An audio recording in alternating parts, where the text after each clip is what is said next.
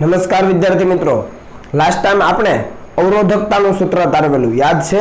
R is equal to rho L by A એવું અવરોધનું આપણે સૂત્ર લીધેલું, એના ઉપરથી rho ને કરતા બનાવીએ તો R A by L થાય। rho is equal to R A by L, જ્યાં rho શું હતી? પદાર્થની અવરોધકતા હતી। તો મિત્રો આ અવરોધકતા છે એના આધારે પદાર્થોના કેટલા પ્રકાર પડે છે આજે આપણે એની ચર્ચા કરવી છે। અને મિત્રો એ અવરોધકતાના આધારે આપણી પાસે પદાર્થોના ત્રણ પ્રકાર છે। તો એ ત્રણ પ્રકારો અહીંયા લખેલા છે, વન બાય વન આપણે સમજીએ અવરોધકતાના આધારે પદાર્થોનું વર્ગીકરણ। પહેલા જે પદાર્થો છે એનું નામ છે સુવાહકો, બરાબર। આપણે અવરોધકતાના આધારે ચર્ચા કરીએ છીએ તો સુવાહકો વિશે આપણે ઓલરેડી જાણીએ છીએ કે ભાઈ સુવાહકો છે એની પાસે મુક્ત સંખ્યાના ઇલેક્ટ્રોન હોય છે અથવા ટૂંકમાં મુક્ત ઇલેક્ટ્રોન હોય છે। તો એવા પદાર્થો કે જેની અંદર સહેલાઈથી વિદ્યુત વહન થઈ શકે એવા પદાર્થોને આપણે સુવાહકો કહીએ, બરાબર। દાખલા તરીકે બધી જ ધાતુઓ પાસે મુક્ત ઇલેક્ટ્રોન પુષ્કળ પ્રમાણમાં હોય તો બધી જ ધાતુઓ કેવી છે? સુવાહક છે। હવે એની આપણે અવરોધકતાની વાત કરીએ તો અવરોધકતા તમે જોઈ શકો 10⁻8 થી માંડીને 10⁻6 ઓહમ ઇન્ટુ મીટરના ક્રમની છે। આ અવરોધકતા એનો ખૂબ ઓછી છે। આનો મતલબ શું? તો કે વિદ્યુત પ્રવાહ છે અથવા વિદ્યુત ભાર છે એ ખૂબ મોટા પ્રમાણમાં પસાર થઈ શકશે। તમને જો વાહકતાનું સૂત્ર ખબર હોય તો તમને ખ્યાલ આવે 1/ρ આવું સૂત્ર લીધેલું વાહકતાનું, અવરોધકતાનો વ્યસ્ત એટલે વાહકતા। તમે આ 10⁻8 અહીંયા મૂકો તો 1/10⁻8 થઈ રોની કિંમત, તો 1/10⁻8 ઉપર જાય તો 10⁻8 એટલે વાહકતાનું મૂલ્ય ઘણું બધું વધારે છે, બરાબર। અને જેની વાહકતા વધારે હોય એને સુવાહકો કહેવાય। સમજ આવે ને? અહીંયા આપણે અવરોધકતાના સંદર્ભમાં વાત કરીએ છીએ એટલે અવરોધકતા ખૂબ ઓછી છે સુવાહક પદાર્થો માટે, એ રેન્જ મેં અહીંયા આપી દીધી છે। હવે એ આખું ટેબલ છે જુદા જુદા સુવાહકો માટેની અવરોધકતાનું ટેબલ, એ તમને પાઠ્યપુસ્તકના પેજ નંબર 102 ઉપર આપેલું છે। જસ્ટ ખાલી એકવાર નજર કરજો, એની અંદર જે પણ કઈ કિંમતો આપી છે તમને પરીક્ષાની અંદર આપશે, રેડી। પણ માત્ર તમારી જાણકારી માટે તમે એ ટેબલને એકવાર રિવ્યુ કરી જજો, રેડી। તો આટલી રેન્જના તમને અવરોધકતાના મૂલ્યો મળશે કોના માટે? સુવાહક પદાર્થો માટે। હવે આ જે પદાર્થો છે સુવાહક, એની અંદર કોપર અને એલ્યુમિનિયમ પદાર્થો એવા છે કે જેના માટે અવરોધકતા લગભગ મિનિમમ છે અને અવરોધકતા મિનિમમ હોવાથી એનો ઉપયોગ ક્યાં કરવામાં આવે છે? તો કે લાંબા અંતર સુધી વિદ્યુત પ્રવાહના વહન માટે કોપર અને એલ્યુમિનિયમના તારનો ઉપયોગ કરવામાં આવે છે, કારણ કે એની અંદર ઉર્જાનો વ્યય ખૂબ ઓછો થાય છે। ખ્યાલ આવે છે? એની વાહકતા ખૂબ વધારે છે, મેં સમજાવ્યું એમ વાહકતા ખૂબ વધારે છે અથવા અવરોધકતા ખૂબ ઓછી છે, એ માટે એની અંદર ઉર્જાનો વ્યય ખૂબ ઓછો થાય અને ઉર્જાનો વ્યય જો ખૂબ ઓછો થતો હોય તો લાંબા અંતર સુધી આપણે વિદ્યુત પ્રવાહનું વહન કરાવી શકીએ।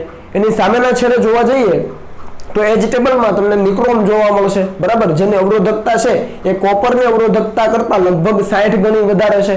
સુવાહકો માટે જ વાત કરીએ છીએ, આ નિક્રોમ પણ એક પ્રકારનું સુવાહક જ છે પણ એની અવરોધકતા એ કોપરની અવરોધકતા કરતા 60 ગણી વધારે છે। ખ્યાલ આવે છે?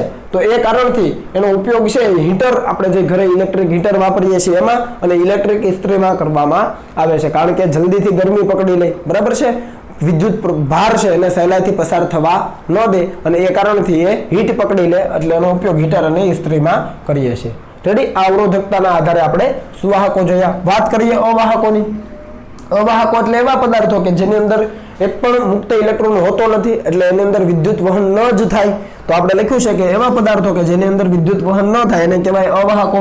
એના માટે અવરોધકતાની રેન્જ 10⁴ આ +4 છો, 10⁻4 ઓહમ ઇન્ટુ મીટર કરતા વધારે, એટલે તમે જોઈ શકો કે અવરોધકતા ઘણી વધારે છે, બરાબર। ટૂંકમાં એનો અવરોધ ઘણો વધારે હશે અને અવરોધ ઘણો વધારે તો વિદ્યુત પ્રવાહ છે એ સહેલાઈથી વહન પામી ન શકે, બરાબર। એના ઉદાહરણો અહીંયા આપ્યા છે, કાચ છે એટલે કે ગ્લાસ, માઇકા, બેકેલાઇટ, સખત રબર, આ બધા જ પદાર્થો એવા છે કે જેની અવરોધકતા 10⁻14 થી માંડીને 10⁻16 ઓહમ ઇન્ટુ મીટરના ક્રમની છે। તમે જોઈ શકો અવરોધકતાનું મૂલ્ય ઘણું વધારે છે। અવરોધકતા ઘણી વધારે હોય તો વાહકતા ઘણી ઓછી હોય, લગભગ નહિવત હોય એવું કહી શકાય, બરાબર। તો આ ડેટા પણ તમને ટેબલની અંદર મળી રહેશે।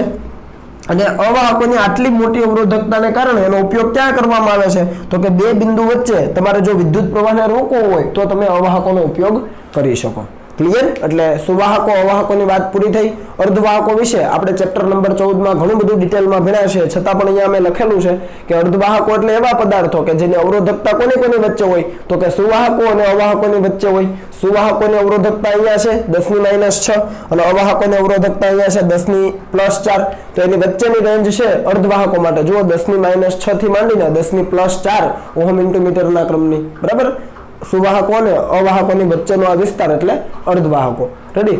તો આ અર્ધવાહકો તરીકે આપણી પાસે બે જાણીતા અર્ધવાહકો છે સિલિકોન અને જર્મેનિયમ, અને ઘણી વખત છે કાર્બન પણ ઉપયોગમાં લેવામાં આવે છે। કારણ તમને એમ થશે કે આ કાર્બન કેમ, પણ એનો ઉપયોગ આપણે અવરોધો બનાવવા કરીશું। એ કાર્બનનો ઉપયોગ જો અહીંયા મેં લખ્યો છે કે કિલો ઓહમના ક્રમના અવરોધો તમારે બનાવવા છે અથવા મેગા ઓહમના ક્રમના તમારે અવરોધો બનાવવા છે, 10⁻³ ઓહમ, 10⁻⁶ ઓહમ, આટલી રેન્જના જો તમારે અવરોધો બનાવવા હોય તો એના માટે આ કાર્બન ઉપયોગી છે, બરાબર છે। અને એને કહેવામાં આવે છે કાર્બન અવરોધો। એ કાર્બન અવરોધો વિશે આપણે ડિટેલમાં આગળ ભણવાના પણ છીએ આની પછીની સ્લાઇડમાં, બરાબર છે।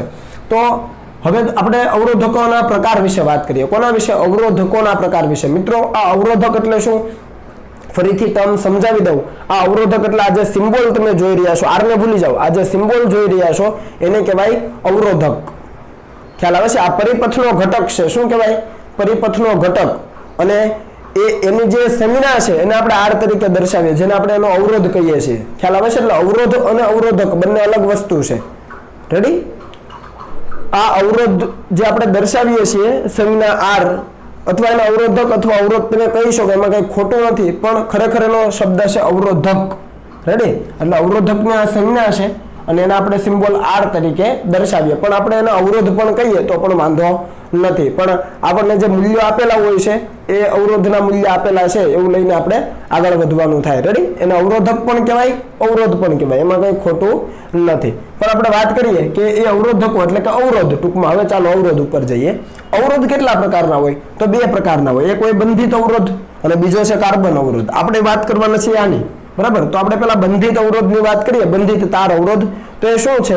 તો કે મેંગેનીન, કોન્સ્ટન્ટ, નિક્રોમ આ બધી મિશ્ર ધાતુઓને કોઈ અવાહક આધાર પર વીંટાળીને આ બંધિત તાર અવરોધકો બનાવાય, જે આપણા સિલેબસમાં નથી, પણ જસ્ટ જાણી લો કે આ 3 મિશ્ર ધાતુ છે એને કોઈ અવાહક આધાર ઉપર વીંટાળી દો તો તમને બંધિત તાર અવરોધક મળે। અને આ બંધિત તાર અવરોધકો માટે આ ધાતુઓ જ કેમ, આ મિશ્ર ધાતુઓ જ કેમ? તો એના માટે કીધું છે કે આ મિશ્ર ધાતુની અવરોધકતા એ તાપમાન પ્રત્યે અસંવેદનશીલ છે। ટૂંકમાં તાપમાનમાં જો મોટો ફેરફાર થઈ જાય તો પણ આ જે બંધિત તાર અવરોધો છે એના અવરોધના મૂલ્યમાં કંઈ ખાસો ફરક પડતો નથી। તાપમાનના બદલાવ સાથે પણ આ જે બંધિત તાર અવરોધકો છે એનો અવરોધ બદલાતો નથી। અને બીજું કે આવા તમારે જો અવરોધો જોઈતા હોય તો એના માટે ખૂબ મોટી લંબાઈ જરૂરી છે, જે ખરેખર આપણે ટેકનિકલી પોસિબલ નથી। રેડી? એટલે આપણે આ બંધિત તાર અવરોધકો નથી વાપરતા, પણ આપણે વાપરીએ છીએ મોટા ભાગે કાર્બન અવરોધો અથવા કાર્બન અવરોધકો, બરાબર છે? તો કાર્બન અવરોધ કઈ રીતે બનાવાય છે જસ્ટ જાણી લો કે કાર્બન બ્લેક, માટી અને રેઝિન એટલે કે ગુંદર જેવો પદાર્થ આવે ચીકણો, જે ગમે તે વસ્તુને જકડી રાખે, બરાબર છે? તો આ કાર્બન બ્લેક, માટી અને રેઝિનના ઉપયોગથી નળાકારીય રચના ધરાવતો અને સિરામિક અથવા પ્લાસ્ટિકના આવરણથી ઢાંકેલો એવો અવરોધ એટલે કાર્બન અવરોધ। કેવો રચના કેવી છે? એની નળાકારીય રચના છે। એટલે આ તમે જે બોલપેન જુઓ છો, માર્કર ટૂંકમાં, બરાબર? એના જેવી રચના હોય, ખૂબ નાની હોય છે રચના, અને હું તમને બતાવીશ, બરાબર? આપણે જ્યારે સ્કૂલો ખુલશે ત્યારે। અને સિરામિક અથવા પ્લાસ્ટિકનું એના ઉપર કોટિંગ કરેલું હોય, ઉપર જે કોટિંગ હોય એ સિરામિક અથવા પ્લાસ્ટિકનું હોય, ટૂંકમાં અવાહક બનાવેલું હોય બહાર, બરાબર? અને એના ઉપર છે કલર કોડ હોય, જુદા જુદા 4 કલર કોડ આવે, 4 જુદા જુદા રંગના પટ્ટા હોય। આપણે આના પછી વાત કરીશું કે કલર કયા કયા હોઈ શકે, બરાબર છે? તો આ કાર્બન અવરોધકો છે કદમાં મિત્રો નાના છે, પ્રમાણમાં એ સસ્તા છે અને પાછા શક્તિશાળી છે। શક્તિશાળી એટલે તમને વર્ક આપે જ કમ્પ્લીટલી, બરાબર? તો એ કારણથી એનો ઉપયોગ ઇલેક્ટ્રોનિક પરિપથોમાં મોટા પ્રમાણમાં, બહોળા પ્રમાણમાં કરવામાં આવે છે। અને અમે તમને વાત કરી એમ કે એના મૂલ્યો છે કલર કોડ વડે દર્શાવાય। ટૂંકમાં કોઈ પણ અવરોધ હોય ખૂબ નાનો હોય, અહીંયા સમજી લો કે આ મોટો છે, તો એના ઉપર 4 તમને જુદા જુદા કલર આપેલા હોય, અને 4 કલરનો મતલબ કંઈક અલગ અલગ થાય છે। એ મતલબ શું છે, એટલે કે આ કલર કોડ શું છે એને આપણે સમજ આની પછી મેળવ્યું છે, પણ એ પહેલા તમે આને કોપી કરી લો।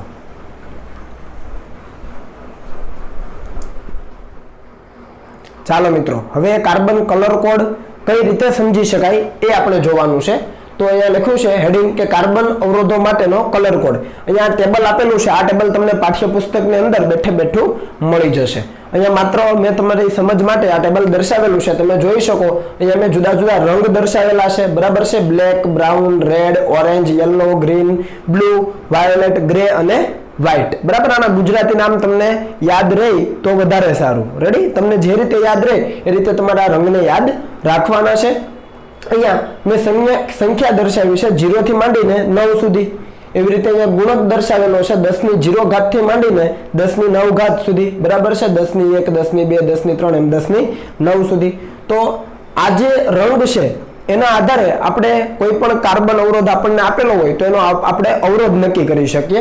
અને સાથે સાથે અહીંયા અલગથી મેં 2 રંગ આપેલા છે, ગોલ્ડ અને સિલ્વર, અને ત્રીજું છે નો કલર, કોઈ પણ કલર ન હોય ત્યારે.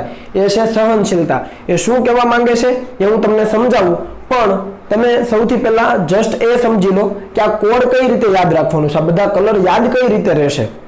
તો અહીંયા મેં કી લખેલી છે બી, બ્લેક નો બી, બધાનો પહેલો અક્ષર લઈ લો. જુઓ, બ્લેક નો બી, બ્રાઉન નો બી, રેડ નો આર, ઓરેન્જ નો ઓ, યલો નો વાય, ગ્રીન નો જી, બ્લુ નો બી, વાયોલેટ નો વી, ગ્રે નો જી અને વ્હાઈટ નો ડબલ્યુ. અહીંયા કઈ યાદ રાખવાની જરૂર નથી. અહીંયા તો ગોલ્ડ અને સિલ્વર બે જ છે અને મોંઘી ધાતુઓ છે આ બધી, એટલે આ તો તમને યાદ રહેશે જ, બરાબર. આ અલગથી છે, આ પાર્ટ થોડી વાર માટે એમ જ રહેવા દો. આ બધાનો પહેલો અક્ષર મેં અહીંયા લખેલો છે, બરાબર. તો આની કી કઈ રીતે યાદ રાખવાની, તો કી અહીંયા લખી છે. જુઓ, B B Roy of Great Britain had very good wife. શું યાદ રાખશો? B B Roy of Great Britain had very good wife. તમે જુઓ, બી રોય આવી ગયો, બીબી રોય છે. હવે એટલે અંડરલાઈન કરી દઈએ આપણે. તો બીબી રોય, પછી ઓફ કઈ નથી, પછી ઓફ બીબી રોય, પછી ગ્રેટ તો જી આવી ગયો, ગ્રેટ બ્રિટન તો બી આવી ગયો, બ્લુ નો હેડ વેરી ગુડ, બી બ્લુ આવી ગયો ને, જુઓ જી આવી ગયો, બ્રિટન નો બી આવી ગયો. હવે હેડ વેરી ગુડ વાઇફ, વેરી નો વી આવી ગયો, જુઓ. પછી ગુડ નો જી આવી ગયો અને વાઇફ નો ડબલ્યુ આવી ગયો, વ્હાઈટ. સમજ પડી ને? B B Roy of Great Britain had very good wife. આવી ગયો ને બધાનો પહેલો અક્ષર, તો યાદ રહેશે. B B Roy of Great Britain had very good wife. આ તમે યાદ રાખશો, આના આધારે તમને કલર કોડ યાદ રહી જશે. પણ ધ્યાન એ રાખજો, બી 3 વાર બી આવે છે, અને એટલે પહેલો જે બી છે એ બ્લેક નો, જુઓ બ્લેક, બીજો બ્રાઉન અને ત્રીજો અહીંયા જે આવશે બ્લુ નો, જુઓ બ્લેક, બ્રાઉન અને અહીંયા બ્લુ. એટલે 3 બી આવે છે, તો ઉલટ સુલટ નહીં કરી દેતા. આ કોડ સિક્વન્સમાં જ યાદ રાખવાનો. રેડી? ચાલો, તો આ કલર કોડના આધારે કાર્બન અવરોધનું મૂલ્ય કઈ રીતે નક્કી કરી શકાય એ આપણે સમજવું છે, બરાબર. પણ આ જે કી છે એમાં યાદ રાખજો, પહેલો બી એટલે અહીંયા કેટલાથી શરૂ થાય છે? આ બી બ્લેક માટે 0, જુઓ 0 થી શરૂ થાય. અને જો 10 ની ઘાત લેવું હોય બ્લેક માટે તો કેટલી છે? બ્લેક માટે 10 ની ઘાત 0, એટલે અહીંયા 0 છે તો 10 ની 0, અહીંયા 1 તો 10 ની 1, 2 તો 10 ની 2, અહીંયા 9 તો 10 ની 9, બધા માટે એમ જ છે. એટલે તમને યાદ રહ્યા 0, 1, 2, 3, 4, 5, 6, 7, 8 ને 9, બરાબર. 9 યાદ રહે. તો હવે જુઓ કે અવરોધ જે હોય છે, અહીંયા મેં એક અવરોધ દર્શાવેલો છે, નળાકારી આકારનો આપણે કીધેલો, બરાબર છે. અને આ એના 2 છેડાઓ છે, જ્યાં આપણે બેટરીનું એનું જે પણ જોડાણ કરવું છે પરિપથમાં એ કરી શકીએ. તો અવરોધો ઉપર સમઅક્ષીય રંગીય વલયોનો સમૂહ હોય છે. કેવો સમૂહ હોય છે? રંગીન વલયોનો. અહીંયા હું રંગીન વલયો નહીં દર્શાવી શકું, પણ અહીંયા તમે જુઓ, અહીંયા અવરોધ દર્શાવ્યો છે, એના ઉપર 4 મેં બેન્ડ દર્શાવ્યા છે, જેને નામ આપ્યા છે પહેલો, બીજો, ત્રીજો અને ચોથો. ટૂંકમાં 4 પટ્ટા છે. અને પહેલો, બીજો, ત્રીજો, ચોથો. ડાબી બાજુથી ચાલવાનું. ક્યાંથી ચાલવાનું? ડાબી બાજુથી ચાલવાનું. એમાં પહેલો પટ્ટો હોય ને મિત્રો, એ પ્રથમ સાર્થક અંક દર્શાવે. શું દર્શાવે? પ્રથમ સાર્થક અંક. બીજો પટ્ટો હોય ને એ બીજો સાર્થક અંક દર્શાવે. ત્રીજો પટ્ટો છે એ ગુણક દર્શાવે, એટલે કે આ. અને ચોથો પટ્ટો છે ને ટોલરન્સ, એટલે કે સહનશીલતા દર્શાવે, પ્લસ ઓર માઇનસમાં. ધારી લો કે ચોથો પટ્ટો છે એ ગોલ્ડ હોય, જો અહીંયા લખ્યું છે સહનશીલતા એટલે કે ટોલરન્સ. શેમાં? ટકાવારીમાં. ધારી લો કે ચોથો પટ્ટો ગોલ્ડ હોય તો ગોલ્ડ માટે ટોલરન્સ કેટલો? 5%. ચોથો પટ્ટો સિલ્વર હોય તો ટોલરન્સ કેટલો? 10%. અને ધારી લો કે ચોથો કલર જ નથી આપ્યો તો ટોલરન્સ કેટલો? 20%. આ ટોલરન્સ એટલે શું? તો કે તમે જે પણ અવરોધનું મૂલ્ય માપો છો એની અંદર કેટલું પ્લસ ઓર માઇનસ હોઈ શકે, કેટલો ફેરફાર હોઈ શકે, એ આ ફેરફાર એટલે ટોલરન્સ. સમજ પડી ને? કોઈ પણ અવરોધક આપણને આપ્યો છે ને અવરોધનું આપણે મૂલ્ય મેળવીએ માપન કરીએ તો એ માપનમાં કેટલો ફેરફાર હોઈ શકે પ્લસ ઓર માઇનસમાં એ આ ટોલરન્સ દર્શાવે. ચોથો કલર ગોલ્ડ હોય આ ચોથો પટ્ટો તો ટોલરન્સ કેટલો 5% લખવાનો. સિલ્વર હોય તો 10% લખવાનો. ચોથો કલર જ નથી નો કલર તો 20% લખવાનો. સમજ પડી? તો ટોલરન્સ ની વાત પૂરી. આ ત્રીજો કલર એટલે ગુણક ક્યાંથી લખવાનો? અહીંયાથી. ધારી લો કે અહીંયા મને ઓરેન્જ કલર આપ્યો છે, ત્રીજો પટ્ટો ઓરેન્જ છે તો એનો ગુણક કેટલો 10/3. ધારી લો કે ત્રીજો પટ્ટો છે બ્લેક આપ્યો છે તો બ્લેક હોય તો એનો ગુણક કેટલો 10/0. ધારી લો કે ત્રીજો પટ્ટો છે એ આપણને વ્હાઈટ આપ્યો છે, ત્રીજો પટ્ટો કેવો આપ્યો છે વ્હાઈટ આપ્યો છે તો વ્હાઈટ માટે વિચારો, વ્હાઈટ માટે ગુણક કેટલો 10/9. સમજ પડી? એટલે આ ગુણક છે એ અહીંયાથી ઉઠાવવાનો થાય. જે કલર આપ્યો હોય ત્રીજા પટ્ટામાં જે કલર આપ્યો એનો ગુણક લઈ લેવાનો. આવડે ને? અને પ્રથમ અને બીજો સાર્થક અંક ક્યાંથી લેવાનો? તો અહીંયા જ લેવાનો. ધારી લો કે પહેલો કલર છે એ રેડ છે તો સાર્થક અંક કેટલો 2. બીજો કલર પણ રેડ છે તો ફરીથી 2 લખવાનું. ધારી લો કે પહેલો કલર છે એ ઓરેન્જ છે તો કેટલો લખવાનો? 3 લખવાનું. અને બીજો જે કલર છે એ બ્રાઉન છે તો બ્રાઉન માટે કેટલું લખવાનું? 1 લખવાનું. સમજ પડી? તો હું અહીંયા સમજાવું, જો ઉદાહરણ લીધા છે એટલે સમજ આવે. આ રીતે ચાલવાનું છે, યાદ રાખજો. ડાબીથી જમણી અમે 1 2 3 4 લખ્યા એ રીતે. કલર આપણને 4 આપ્યા છે, રેડ રેડ રેડ અને સિલ્વર. શું આપ્યું છે? રેડ રેડ રેડ અને સિલ્વર. તો રેડ રેડ પહેલા બે પટ્ટા શું દર્શાવે? પહેલો અને બીજો સાર્થક અંક રેડ રેડ. તો રેડ માટે કેટલો છે? 2 2. તો અહીંયા આવું લખાય r બરાબર 2 2. પહેલો 2 પહેલા રેડ માટે, બીજો 2 બીજા રેડ માટે. આ પહેલો 2 લખ્યો રેડ માટે, બીજો 2 રેડ માટે. હવે ગુણાકાર કરવાનો, કેમ કે ગુણક છે. જુઓ ત્રીજો પટ્ટો શું છે? ગુણક. તો ગુણાકાર કરવાનો. ત્રીજો પણ કયો છે? રેડ. તો રેડ માટે ગુણક કેટલો છે? 10/2. તો ખબર પડે ને 10/2. સમજ પડી? હવે આ તો ટોલરન્સ દર્શાવે છે એમાં પ્લસ ઓર માઇનસ માં. તો હવે લખવાનું પ્લસ ઓર માઇનસ કયો છે? સિલ્વર. સિલ્વર માટે 10%. તો આ થઈ ગયું 10%. તો આ થઈ ગયું અવરોધનું મૂલ્ય. જ્યારે આવા 4 કલર આપ્યા ત્યારે અવરોધ આટલો હોય. સિમ્પલ. અહીંયા વિચારો. ચાલો શું આવે? પેલો છે યલો. યલો એટલે પેલો કલર છે, પ્રથમ સાર્થક અંક યલો શોધો. આમાં યલો અહીંયા છે 4 તો લખી દઈએ 4. બીજો વાયોલેટ તો શોધો. આમાં વાયોલેટ ક્યાં છે? વાયોલેટ અહીંયા. એના માટે બીજો અંક કયો? 7. હવે ત્રીજો ગુણક આવે તો 10. ગુણાકારમાં 10 ની કેટલી ઘાત આવશે? તો ત્રીજો બ્રાઉન છે. બ્રાઉન માટે કેટલો છે? તો 10 ની 1 ઘાત છે. 10 ની 1 ઘાત લખો ન લખો, 10 લખો તોય ચાલે, ઘાત લખવાની જરૂર નથી. Plus or minus. હવે જોજો ચોથો કયો છે? ગોલ્ડ છે. અહીંયા ગોલ્ડમાં કેટલું છે ટોલરન્સ? 5%. કેમ કે ચોથો કલર ટોલરન્સ છે, ભૂલાઈ ન જાય ભાઈ. સમજ પડી કે ન પડી? રેડી? ચાલો અહીંયા આવી જાઓ. પેલો કલર ગ્રીન. તો પેલો ગ્રીન હોય તો ગ્રીન શોધો ભાઈ. ગ્રીન માટે પહેલા તમારે કી બનાવી દેવાની એટલે તમને સમજ રહે. આના માટે 0, આના માટે 1 2 3 4 અપ ટુ 9 સુધી બનાવી દેવાની એટલે તમને ખ્યાલ રહે. બરાબર? તો ગ્રીન આવે તો ગ્રીન માટે જુઓ કેટલો છે? તો 5 છે તો લખી દઈએ 5. બીજો વાયોલેટ છે. વાયોલેટ શોધો. વાયોલેટ માટે કેટલો છે? 7 તો અહીંયા લખું 7. ગુણાકારમાં ત્રીજો ગુણક આવે ને રેડ. રેડ માટે જુઓ તો કેટલો છે ગુણક?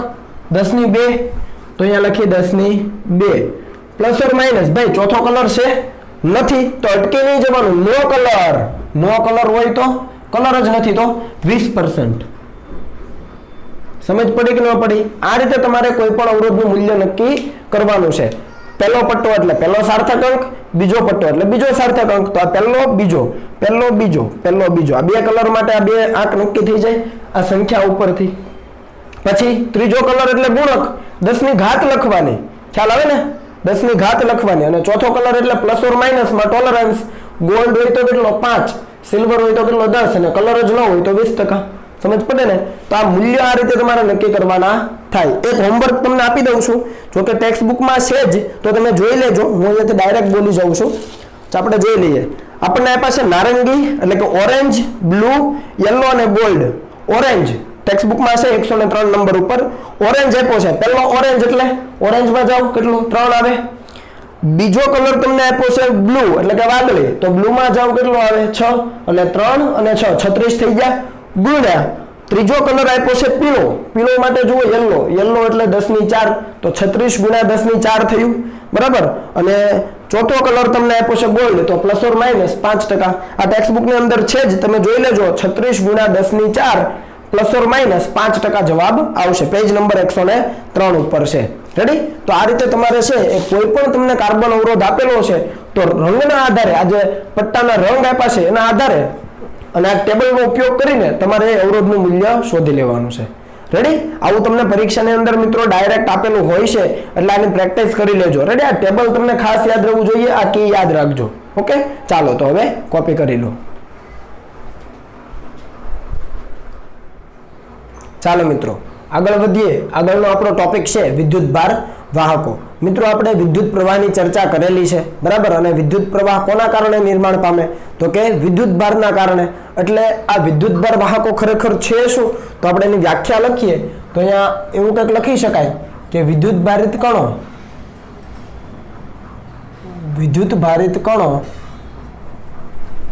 કે જેના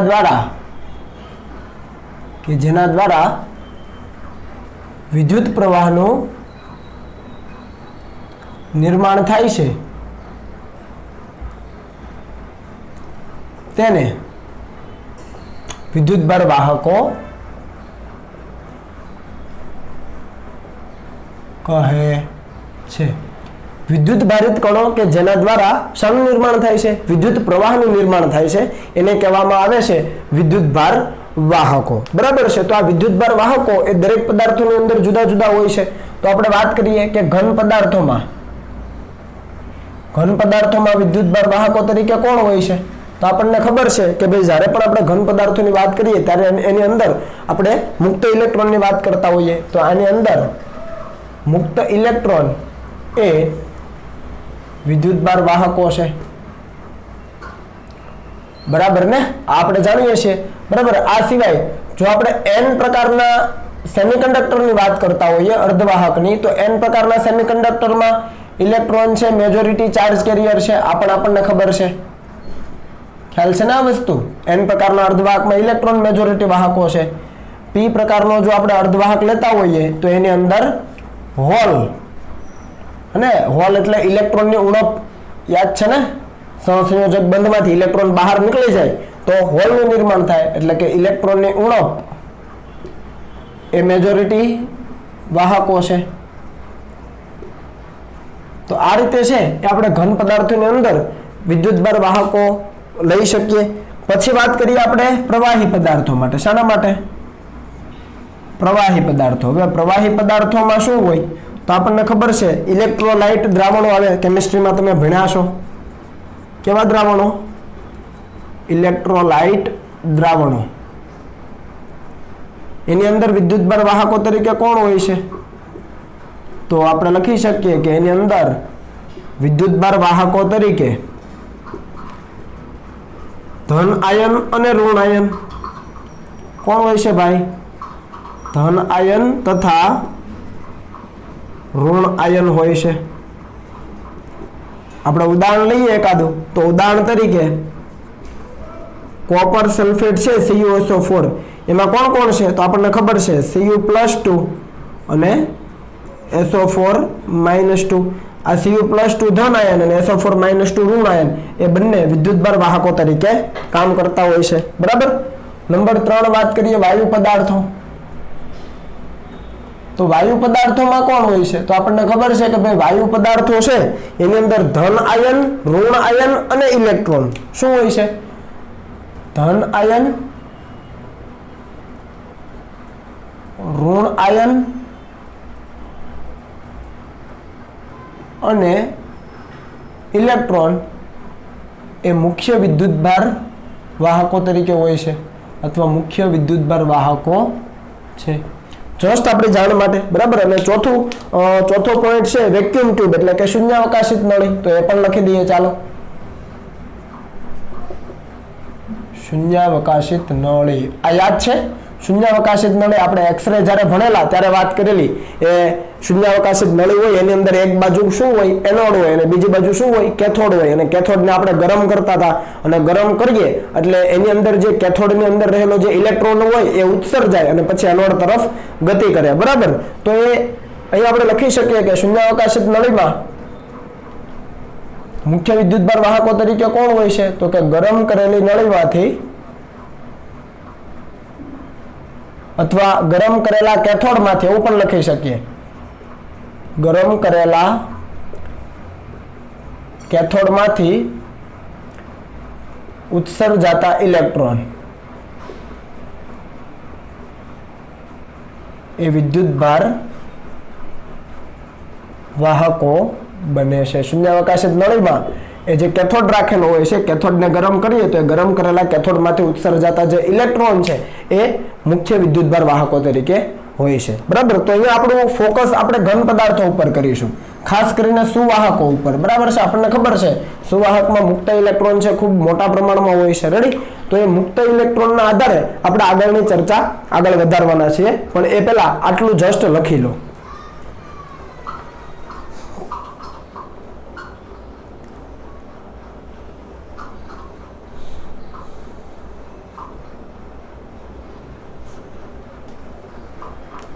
ચાલો રેડી, આગળ વધીએ. હવે જુઓ, હવે આપણે વાત કરવી છે કે સુવાહકોમાં વિદ્યુત પ્રવાહ કઈ રીતે મળે છે. શાની વાત કરવી છે આપણે?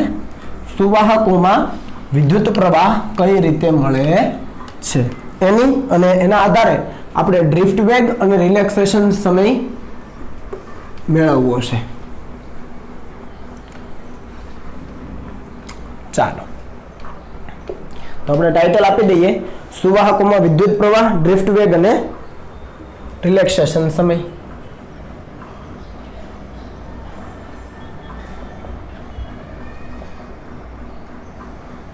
સુવાહકોમાં વિદ્યુત પ્રવાહ અને એના ઉપરથી આગળ આપણે વાત કરવી છે ડ્રિફ્ટ વેગ અને રિલેક્સેશન સમય વિશે. ચાલો મિત્રો, જ્યારે આપણે સુવાહકોની વાત કરતા હોઈએ ત્યારે એની અંદર મુક્ત ઇલેક્ટ્રોન હોય, તો આપણે પહેલો પોઈન્ટ લખી શકીએ કે સુવાહકોમાં બહોળા પ્રમાણમાં અથવા મોટા પ્રમાણમાં શું હોય છે? મુક્ત ઇલેક્ટ્રોન હોય છે. કેટલા હોય છે? તો આપણને ખ્યાલ આવે કે 1 મીટર ક્યુબમાં, એટલે કે પ્રતિ ઘન, બરાબર છે, એકમ કદ દીઠ, એવું પણ કહી શકાય, દીઠ 10⁻28 મુક્ત ઇલેક્ટ્રોન હોય છે. કેટલા મુક્ત ઇલેક્ટ્રોન હોય છે સુવાહકોમાં? એકમ ઘન દીઠ, અથવા તમે એમ કહી શકો 1 મીટર ક્યુબ દીઠ 10⁻28 જેટલા મુક્ત ઇલેક્ટ્રોન હોય. આ સંખ્યા ખૂબ મોટી થઈ મિત્રો, 10⁻28 જેટલા મુક્ત ઇલેક્ટ્રોન. હવે આ બધા જ ઇલેક્ટ્રોન જો એક સાથે ગતિમાન અવસ્થામાં આવે તો તમે સમજી શકો કે વિદ્યુત પ્રવાહનું નિર્માણ છે એ મોટા પ્રમાણમાં કરી શકાય. બીજું મિત્રો કે આ જે મુક્ત ઇલેક્ટ્રોન છે એ સુવાહકની અંદર એ અસ્તવ્યસ્ત પ્રમાણમાં ગતિ કરતા હોય છે. એની પાસે કોઈ ચોક્કસ ગતિની દિશા હોતી નથી. એટલે આપણે એવું લખીએ કે ભાઈ બાહ્ય વિદ્યુત ક્ષેત્રની ગેરહાજરીમાં, જ્યારે કોઈ બાહ્ય વિદ્યુત ક્ષેત્ર નથી લાગુ પાડ્યું સુવાહકને ત્યારે, બરાબર, બાહ્ય વિદ્યુત ક્ષેત્રની ગેરહાજરીમાં આ વસ્તુ ખાસ સમજજો હવે, બરાબર, જ્યારે બાહ્ય વિદ્યુત ક્ષેત્ર લાગુ નથી પાડ્યું ત્યારે આ બધા જ ઇલેક્ટ્રોન 10⁻28 ઇલેક્ટ્રોન છે, આ બધા જ ઇલેક્ટ્રોન બધી જ દિશામાં કેવી ગતિ કરતા હોય છે? રેન્ડમ મોશન, એટલે કે અસ્તવ્યસ્ત ગતિ કરતા હોય છે. આપણે જાણીએ છીએ.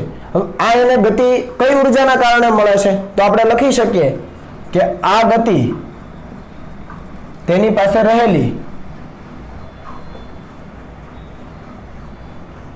ઉષ્મીય ઉર્જાના કારણે. ખ્યાલ છે ને? ઉષ્મીય ઉર્જાના કારણે હોય છે. તમે દોલનો નામના ચેપ્ટરમાં આ ભણી ગયા છો. ઉષ્મીય ઉર્જા અથવા વાયુના ગતિવાદમાં ભણી ગયા છો. ઉષ્મીય ઉર્જા 3/2 કેબીટી એવું લેતા હતા કઈ? 3/2 કેબીટી, જ્યાં ટી છે ઓરડાનું તાપમાન. આપણે બાહ્ય વિદ્યુત ક્ષેત્રની ગેરહાજરીમાં વાત કરીએ છીએ, ક્ષેત્ર હાજર નથી, તો જે પણ એની પાસે ઉર્જા છે કોના કારણે છે? ઉષ્મા ઉર્જાના કારણે. 3/2 કેબીટી, જ્યાં કેબી બોલ્સમાં અચળાંક અને ટી છે નિરપેક્ષ તાપમાન, બરાબર, કેલ્વિનમાં લેવાનું. તો ઉષ્મા ઉર્જાના કારણે એ બધા જ ઇલેક્ટ્રોન છે બધી જ દિશામાં અસ્તવ્યસ્ત ગતિ કરતા હોય છે. એટલે અહીંયા આપણે ધારી લો કે સુવાહકને વિચારીએ, સમજો વ્યવસ્થિત. ધારી લો કે આપણી પાસે કોઈક આવો સુવાહક છે, બરાબર, હું નળાકાર આકારનો લઉં છું, જેની ત્રિજ્યા આપણે કહી શકીએ સ્મોલ r છે અથવા કેપિટલ R તમે કહી શકો. જસ્ટ આપણે સમજવાનું છે. તો આ સુવાહક છે, બરાબર. આ સુવાહકની અંદર છે એ ઇલેક્ટ્રોન બધી જ દિશામાં રેન્ડમ મોશન કરતા હશે, અસ્તવ્યસ્ત ગતિ કરતા હશે. તો આપણે કોઈ એક આડછેદ લઈએ એનો, ધારો કે અહીંયા કોઈ આડછેદ આપણે વિચારીએ સુવાહકનો, અને આડછેદનું ક્ષેત્રફળ આપણે ધારી લઈએ કેટલું છે, ધારો કે આડછેદનું ક્ષેત્રફળ છે કેપિટલ A. તો હવે સમજો જેટલા ઇલેક્ટ્રોન આ આડછેદની જમણી બાજુ જતા હશે ને આપેલા સમયે, એટલા જ ઇલેક્ટ્રોન આડછેદની ડાબી બાજુ પણ જતા હશે. વ્યવસ્થિત સમજો, બધા જ ઇલેક્ટ્રોન અસ્તવ્યસ્ત ગતિ કરે છે, બરાબર. હવે બધા જ ઇલેક્ટ્રોન અસ્તવ્યસ્ત ગતિ કરે છે તો આ જે આડછેદ આપણે દર્શાવ્યો છે ત્યાં જેટલા ઇલેક્ટ્રોન જમણી બાજુ જાય છે એટલા જ ઇલેક્ટ્રોન ડાબી બાજુ આવે છે. આપેલા કોઈ ચોક્કસ સમયે જેટલા ઇલેક્ટ્રોન જમણી બાજુ જાય એટલા ઇલેક્ટ્રોન ડાબી બાજુ આવે. તો જમણી બાજુનો જેટલો પ્રવાહ વહે છે એટલો ડાબી બાજુ વહે છે, અથવા જમણી બાજુ જેટલો વિદ્યુત ભાર જાય છે એટલો ડાબી બાજુ આવે છે. તો નેટ ફ્લો કેટલો થઈ ગયો? 0 થઈ ગયો. કારણ કે આ દિશાનો જે ફ્લો છે પોઝિટિવ કહીએ તો આ દિશાનો નેગેટિવ કહેવાય, અથવા આ દિશાનો પોઝિટિવ તો આ દિશાનો નેગેટિવ. એટલે આપેલા આડછેદ પાસે આપેલા સમયે વિદ્યુત ભારનું વહન કેટલું? તો નેટ વહન 0 થઈ ગયું.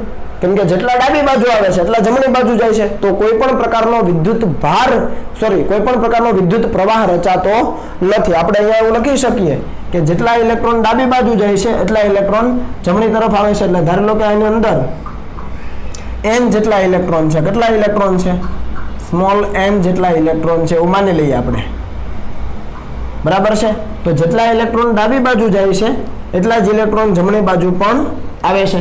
અને અહીંયા આપણે લખી શકીએ કે કુલ પ્રવાહ કેટલો થઈ જાય છે? 0. સમજ પડે ને આ વસ્તુ? તો કારણ કે જો બધા જ ઇલેક્ટ્રોન એક જ દિશામાં જતા હોય ને તો જ પ્રવાહનું નિર્માણ થાય. જેટલા જમણી બાજુ એટલા ડાબી બાજુ જો જતા હોય તો વિદ્યુત પ્રવાહનું નિર્માણ થાય નહીં. એટલે અહીંયા આપણે કીધું છે એમ કે અસ્તવ્યસ્ત દિશામાં ગતિ કરતા હોય છે, અને આપણે ધારી લઈએ કે ધારો કે આ n ઇલેક્ટ્રોન, આપણે n ઇલેક્ટ્રોન ધાર્યા છે, બરાબર. તો આ n ઇલેક્ટ્રોનના વેગના સદિશ અથવા વેગના સદિશો આપણે નામ આપીએ u1 સદિશ. પહેલા માટે u1, બીજા ઇલેક્ટ્રોન માટે u2 સદિશ, ત્રીજા માટે u3 સદિશ, અપ ટુ ક્યાં સુધી un સદિશ હોય તો તેની એટલે કે ઇલેક્ટ્રોનની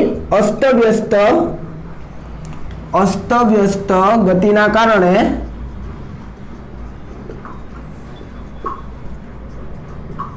તેનો સરેરાશ વેગ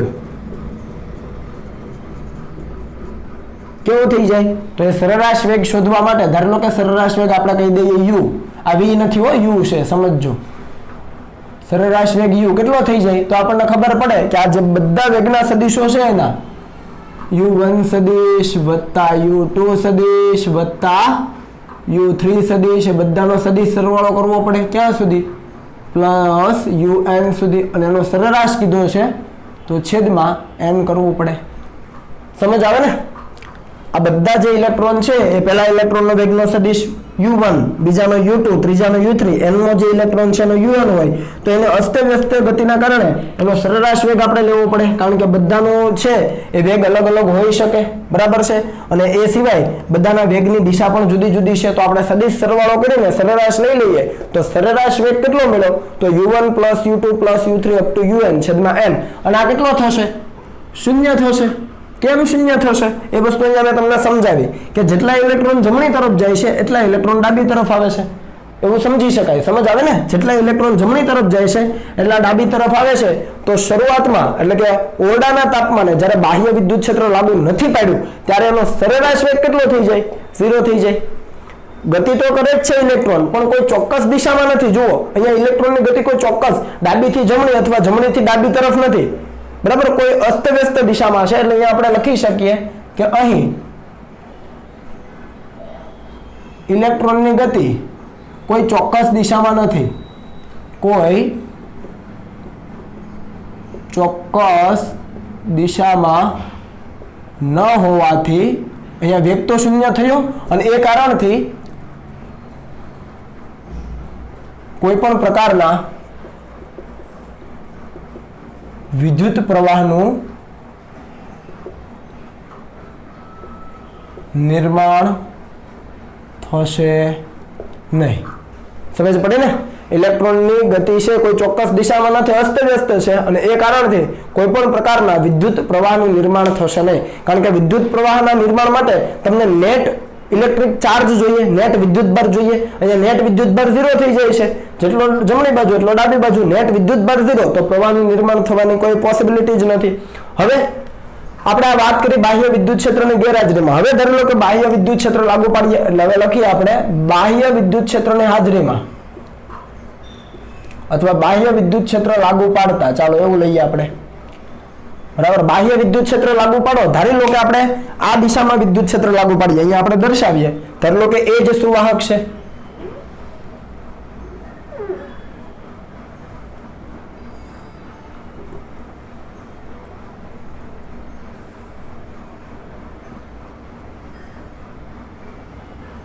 એ જ સુવાહક આપણે અહીંયા લખેલો છે, દર્શાવેલો છે, બરાબર.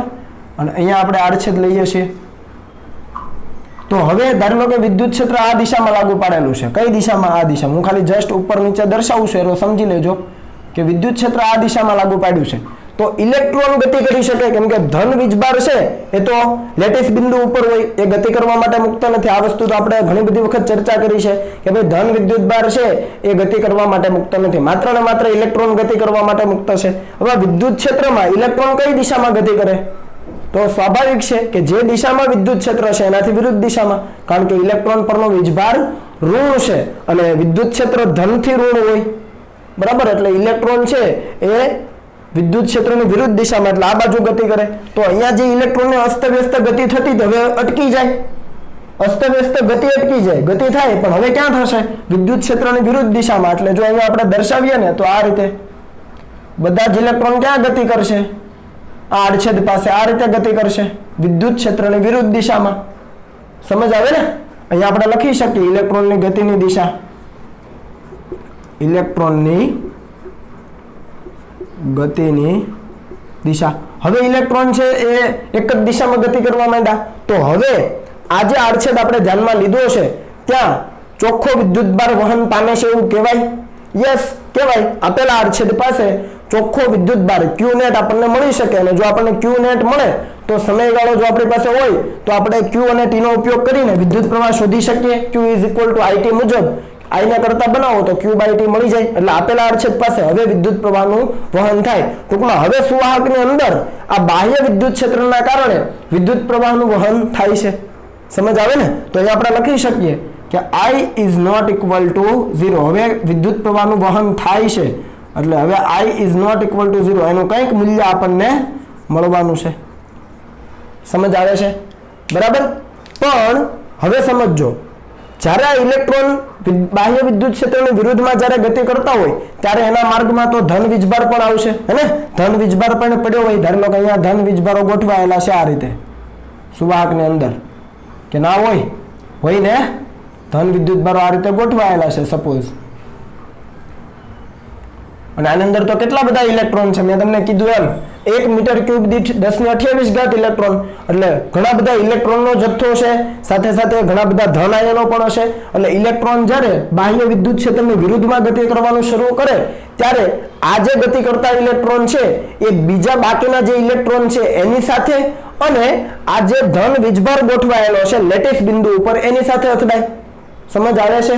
આ જે ઇલેક્ટ્રોન છે એ બાહ્ય વિદ્યુત ક્ષેત્રની વિરુદ્ધમાં જ્યારે ગતિ કરે ત્યારે આ ગતિ કરતા ઇલેક્ટ્રોન એ એની સિવાયના ઇલેક્ટ્રોન સાથે અને આ જે ધન વીજભાર જે લેટિસ બિંદુ ઉપર ગોઠવાયેલો છે એની સાથે અથડામણ કરે. રેડી? તો હવે એ લેટિસ બિંદુ અને ઇલેક્ટ્રોન સાથેની અથડામણ થાય તો શું થાય? તો એ છે એના એક ચોક્કસ દિશામાં ગતિ નહીં કરી શકે, અહીંયા પણ એની અસ્તવ્યસ્ત ગતિ થશે. પણ એ જવાના ક્યાં? તો કે આ જે વાહક છે એના જમણા છેડાથી ડાબા છેડા તરફ, એ તો ફાઇનલ છે. વિદ્યુત ક્ષેત્રની વિરુદ્ધમાં જ જવાના ગમે એમ કરીને. રેડી? પણ એની અથડામણો છે એ વચ્ચેના વિસ્તારમાં સતત થયા કરશે. તો અહીંયા લખી દઈએ આપણે કે આ બાહ્ય વિદ્યુત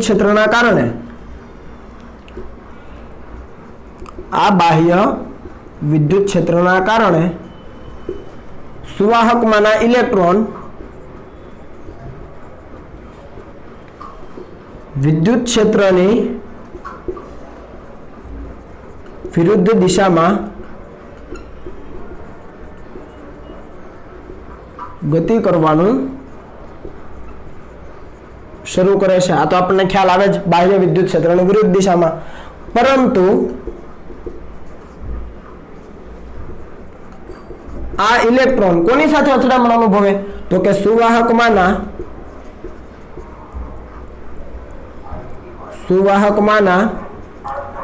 ધન વિદ્યુત ભાર કે જે લેટિસ બિંદુ ઉપર ગોઠવાયેલો છે, ખરેખર આપણે કહીએ ન્યુક્લિયસ ની અંદર ગોઠવાયેલો છે, એ ધન વિદ્યુત ભાર અને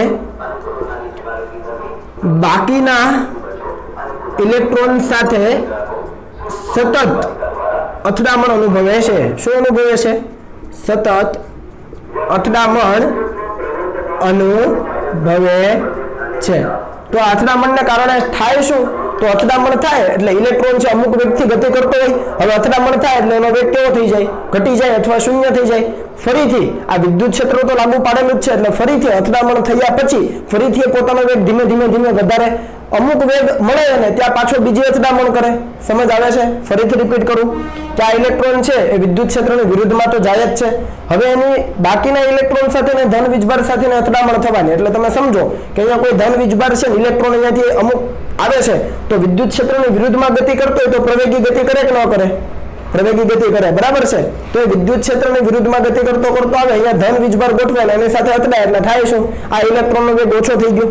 હવે વિદ્યુત ક્ષેત્ર તો લાગુ પડેલું જ છે અને ફરીથી એ પાછો વેગ મેળવશે. ક્યાં? વિદ્યુત ક્ષેત્રની વિરુદ્ધમાં. એટલે અથડામણ કરીને ફરીથી પાછો વિદ્યુત ક્ષેત્રની વિરુદ્ધમાં જવા પ્રયત્ન કરશે, પાછો એને કંઈક વેગ મળશે, એટલે આગળ પાછો કોઈ ધારો કે ઇલેક્ટ્રોન આવી ગયો તો ઇલેક્ટ્રોન સાથે પાછો અથડાય એટલે પાછો એનો વેગ ઘટે અથવા શૂન્ય થઈ જાય. ફરીથી અથડામણ પછી પાછો એ વેગ મેળવે, કારણ કે વિદ્યુત ક્ષેત્ર તો લાગુ પાડેલું જ છે, પાછો વેગ મેળવે, પાછો આગળ જાય. આ રીતે સતત અથડામણો થયા કરે. સમજ આવે છે? એટલે અથડામણ પછી વેગ મેળવે, પાછો અથડામણ થાય એટલે વેગ ઘટી જાય, પછી અથડામણ થઈ જાય, વેગ ઘટી ગયેલો છે, હવે પાછો એ ધીમે વેગ મેળવે, પાછો અથડામણ થાય એટલે વેગ ઘટી જાય, પાછો વેગ મેળવે. આ પ્રોસેસ સતત ચાલ્યા કરે. સમજ આવે છે? તો અમુક સમય પછી એ ઇલેક્ટ્રોન કેટલો વેગ મેળવે તો એ આપણે સમજવું છે, પણ એ પહેલા તમે આ કોપી કરી લો આટલું.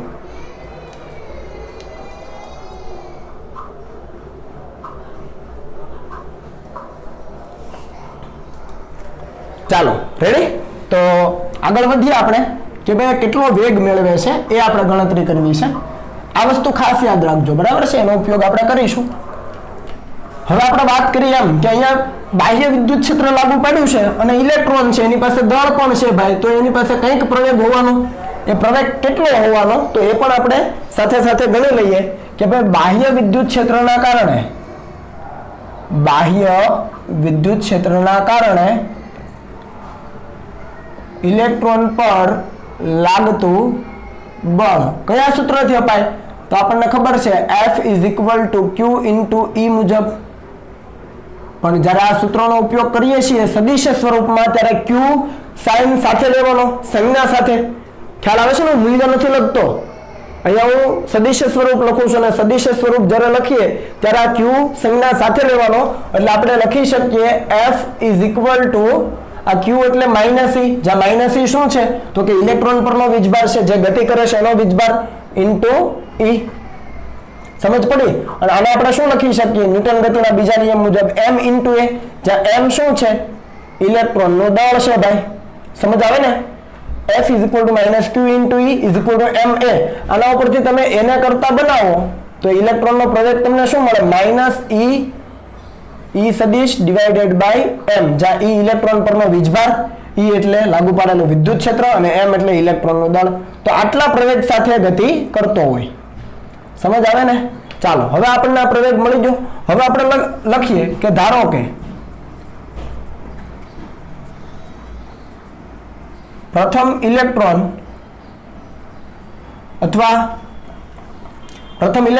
એ પ્રથમ અથડામણ પહેલા કેટલો વેગ મેળવે છે? તો કે v1 સદિશ જેટલો વેગ મેળવે છે. વાત કરીને આપણે સમજાવું. ચાલો, અહીંયાથી ધારો લો કે કોઈ એક ઇલેક્ટ્રોન છે, ધારો લો કે આ 1 નંબરનો આ ઇલેક્ટ્રોન છે, એ વિદ્યુત ક્ષેત્ર લાગુ પાડ્યું અને એ પહેલા એની પાસે વેગ કેટલો હતો? u1 હતો. વિદ્યુત ક્ષેત્રની ગેરહાજરીમાં તો u1 જ હતો ને વેગ પહેલા ઇલેક્ટ્રોનનો. હવે વિદ્યુત ક્ષેત્ર જેવું લાગુ પાડ્યું તો વિદ્યુત ક્ષેત્ર લાગુ પાડ્યા પછી એ પ્રવેગી ગતિ કરવા માંડે, આટલા પ્રવેગ સાથે ગતિ કરે. હવે આટલા પ્રવેગ સાથે ગતિ કરે તો અચળ પ્રવેગી ગતિનું સમીકરણ લગાવી શકાય v = v0 + at એમાં v0 કેટલા તો કે u1 a એટલે કેટલા તો કે આટલો તો હવે એ પ્રથમ અથડામણ અનુભવે એ પહેલા કેમ કે અથડામણ થશે એટલે વેગ કંઈક નવો આવશે એની પાસે બીજી અથડામણ પછી વેગ કંઈક નવો આવે ત્રીજી અથડામણ પછી વેગ કંઈક નવો આવે તો પ્રથમ અથડામણ પહેલા એનો વેગ ધારી લો કે v1 થાય છે અથડામણ થાય જસ્ટ પહેલા તો આપણે શું લખી શકીએ તો આપણે લખી શકીએ કે v1 સદિશ = v0 એટલે પહેલા ઇલેક્ટ્રોન માટે તો u1 હતું વત્તા a * ધારી લો કે એના માટે લાગતો સમય છે t1 એટલે વિદ્યુત ક્ષેત્ર લાગુ પાડ્યું ત્યારથી એની જે પહેલી અથડામણ થાય છે ત્યાં સુધીનો સમય એને આપણે t1 કહીએ સમજ આવે છે કે નહીં એવી જ રીતે બીજા ઇલેક્ટ્રોન માટે લખી શકીએ જોજો તેવી જ રીતે બીજા ઇલેક્ટ્રોન માટે શું લખાય તો v2 સદિશ = u2 પ્લસ a પ્રવેગ તો સરખો જ રહેવાનો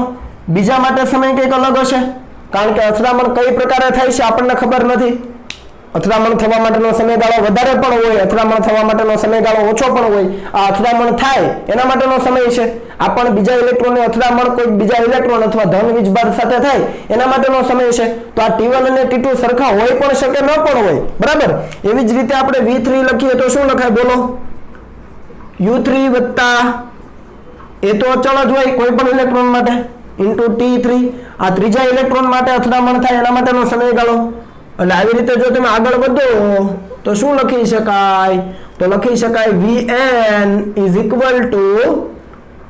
un વત્તા સદિશ a * τn તો આ બધા જ ઇલેક્ટ્રોન માટે વેગ લખી દીધા આપણે બરાબર છે આ યાદ રાખજો કમ્પ્લીટ યાદ રાખજો આને સમીકરણ નંબર 1 કહી દો ચાલો રેડી પછી આગળ વધીએ આપણે તો આટલી વસ્તુ ક્લિયર થઈ ગઈ કે વિદ્યુત ક્ષેત્ર લાગુ પાડ્યું પછી બધાના વેગ આટલા છે હવે જોજો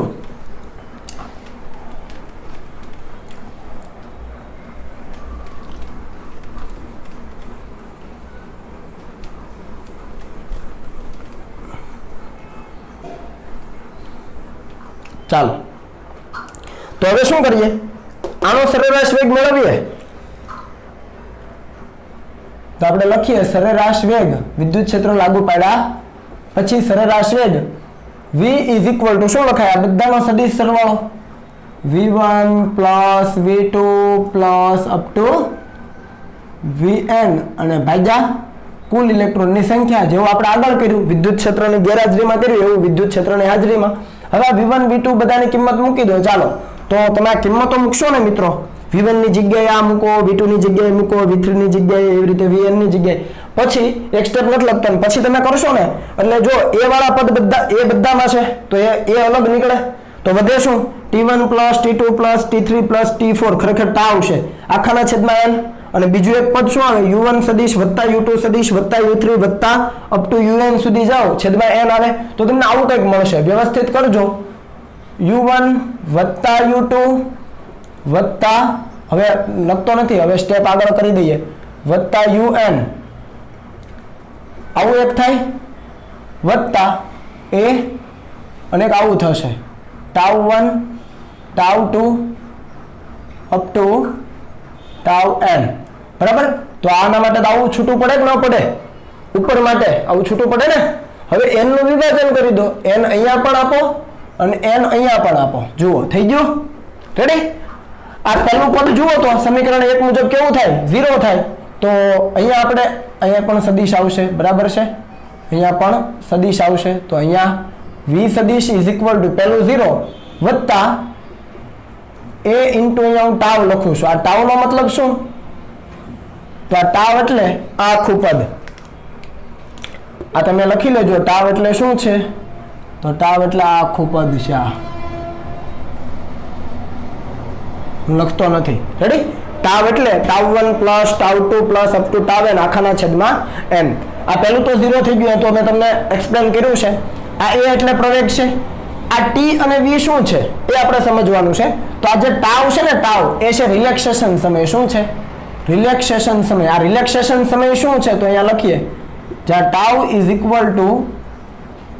= રિલેક્સેશન સમય ટૂંકમાં ઇલેક્ટ્રોનની બે ક્રમિક અથડામણ થાય ને બે ક્રમિક અથડામણ એટલે એક અથડામણ થઈ ગઈ પછી અમુક વેગ મેળવીને આગળ વધે, વિદ્યુત ક્ષેત્રની વિરુદ્ધમાં આગળ વધે અને પછી બીજી અથડામણ થાય. તો એ જે બે અથડામણો થઈ એમની વચ્ચે જે સમયગાળો લીધો ને ઇલેક્ટ્રોનને ગતિ કરવા માટેનો, એને કહેવાય ઇલેક્ટ્રોનનો રિલેક્સેશન સમય. આ ખરેખર સરેરાશ સમય છે. આ ટાઉ શું છે? સરેરાશ સમય છે. કેમ કે આપણે n ઇલેક્ટ્રોનની વાત કરીએ છીએ. મેં તમને કીધું એમ, કોઈ એક ઇલેક્ટ્રોન માટે ટાઉ 1 છે એનું મૂલ્ય અલગ હોઈ શકે, બીજા માટે ટાઉનું મૂલ્ય અલગ, ત્રીજા માટે અલગ, બધા માટે અલગ અલગ હોઈ શકે. કોઈકના માટે છે એ વધારે હોય, કોઈકના માટે ઓછું હોય. તો આપણે આ સરેરાશ સમય લઈએ ને સરેરાશ સમયને કહેવાય રિલેક્સેશન સમય. અને અહીંયા વ્યાખ્યા લખીએ તો લખી શકાય કે ભાઈ ઇલેક્ટ્રોનની બે ક્રમિક અથડામણોમાં તો સમજ પડે ને. એક અથડામણ થઈ અને પછી અમુક વેગ મેળવીને આગળ વધે, ત્યાં પછી બીજી અથડામણ થઈ જાય કોઈ બીજા ઇલેક્ટ્રોન કે ધન વીજભાર સાથે. તો જે બે ક્રમિક અથડામણો છે એમની વચ્ચે લાગતો સરેરાશ સમય, કેમ કે આપણે n ઇલેક્ટ્રોનની વાત કરીએ છીએ તો સરેરાશ લેવું પડે. તો ઇલેક્ટ્રોનની બે ક્રમિક અથડામણો વચ્ચે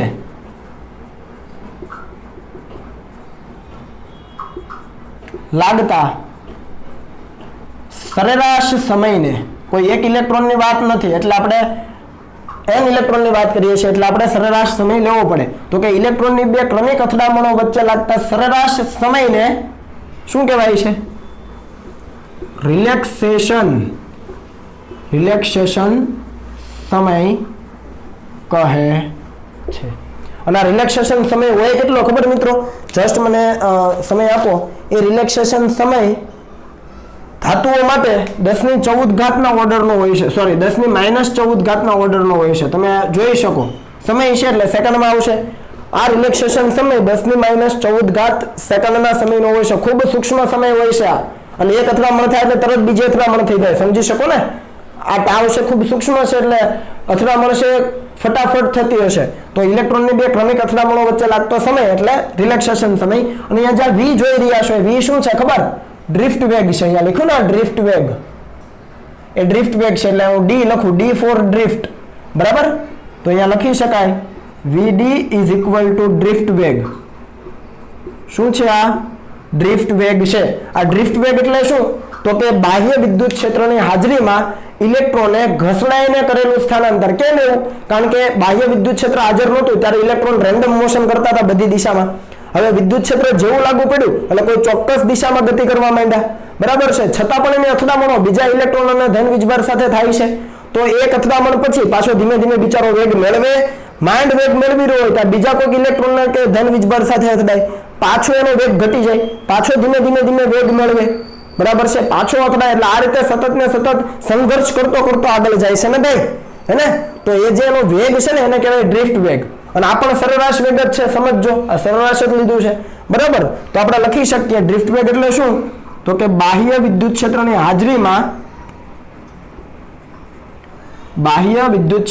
હાજરીમાં ઇલેક્ટ્રોને, અથવા ડાયરેક્ટ આખું લખી દઉં, ચાલો. બાહ્ય વિદ્યુત ક્ષેત્રની હાજરીમાં ઇલેક્ટ્રોને વિદ્યુત ક્ષેત્રની વિરુદ્ધમાં, કેમ કે ઇલેક્ટ્રોન તો વિદ્યુત ક્ષેત્રની વિરુદ્ધમાં જ ગતિ કરે, તો વિદ્યુત ક્ષેત્રની વિરુદ્ધમાં મેળવેલા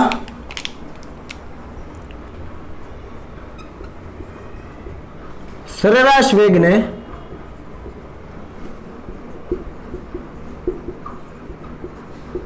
ડ્રિફ્ટ વેગ કહે છે.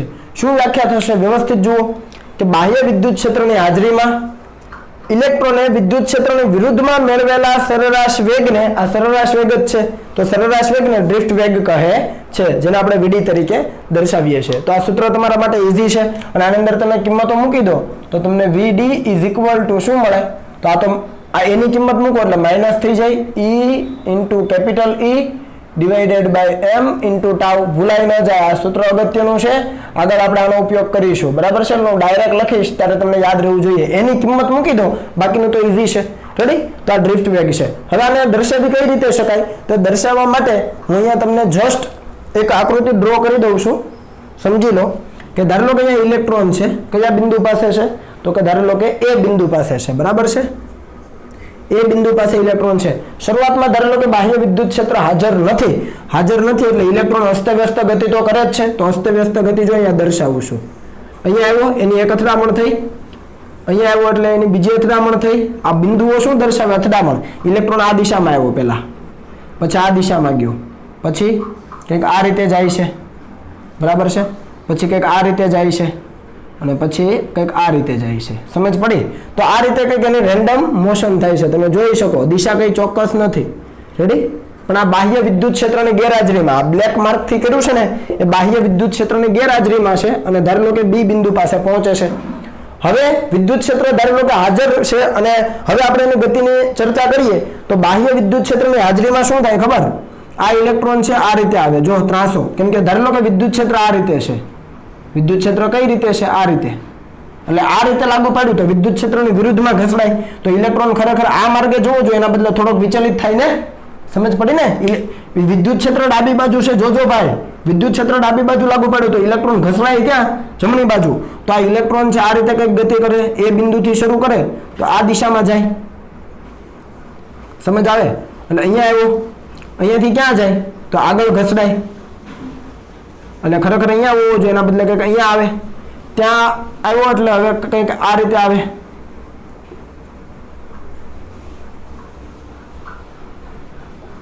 અહીંયા નહીં આવી શકે પણ અહીંયા આવી જશે કંઈક, બરાબર. પછી કંઈક આ રીતે આવશે, આગળ ઘસડાશે ટૂંકમાં, પછી કંઈક આ રીતે આવશે. જુઓ વસ્તુ સરખી જ. તો અહીંયા બી ડેશ નવું બિંદુ આપણે લખીએ, બરાબર. તો જુઓ બાહ્ય વિદ્યુત ક્ષેત્રની ગેરહાજરીમાં કયો કહું તો આ જે ઘાટો કર્યો ને ડાયરેક્ટ સળંગ લાઈન એ, અને બાહ્ય વિદ્યુત ક્ષેત્રની હાજરીમાં કયો કરું તો કે આ જે ડોટેડ લાઈન કરીને એ બાહ્ય વિદ્યુત ક્ષેત્રની હાજરીમાં છે. તમે જુઓ ઇલેક્ટ્રોન ઘસડાઈને કંઈક આગળ પહોંચી ગયો, જ્યાં પણ જુઓ ત્યાં આગળ નીકળી જાય છે, બરાબર. તો આ જે બી થી બી ડેશ સુધીનું જે અંતર મળ્યું ને એને કહેવાય ડ્રિફ્ટ. શું કહેવાય? આવું તમે પહેલામાં લેતા હતા, યાદ છે? રિવર બોટના પ્રોબ્લેમમાં પેલો સ્વિમર છે એ અથવા બોટ છે એ પેલી નદીની દિશામાં છે કંઈક આગળ નીકળી જતી હતી, અને તો આ બી થી બી ડેશ સુધીનું જે છે ને એને ડ્રિફ્ટ કહેવાય. અને ડ્રિફ્ટની દિશા ક્યાં? આ દિશામાં. હવે આ ડ્રિફ્ટ મળી ગયો તમને, એના માટે સમય પણ મળી જાય. ખ્યાલ આવે ને? ડ્રિફ્ટ પણ મળી ગયો, એના માટે સમય પણ મળી જાય. તો ડ્રિફ્ટ મળી ગયો એટલે કે સ્થાનાંતર મળી ગયું. બી થી બી ડેશ એટલે સ્થાનાંતર, એના માટેનો સમય હોય તમારી પાસે તો તમે ડ્રિફ્ટ ભેગા આરામથી ગણી શકો. ખ્યાલ આવે છે?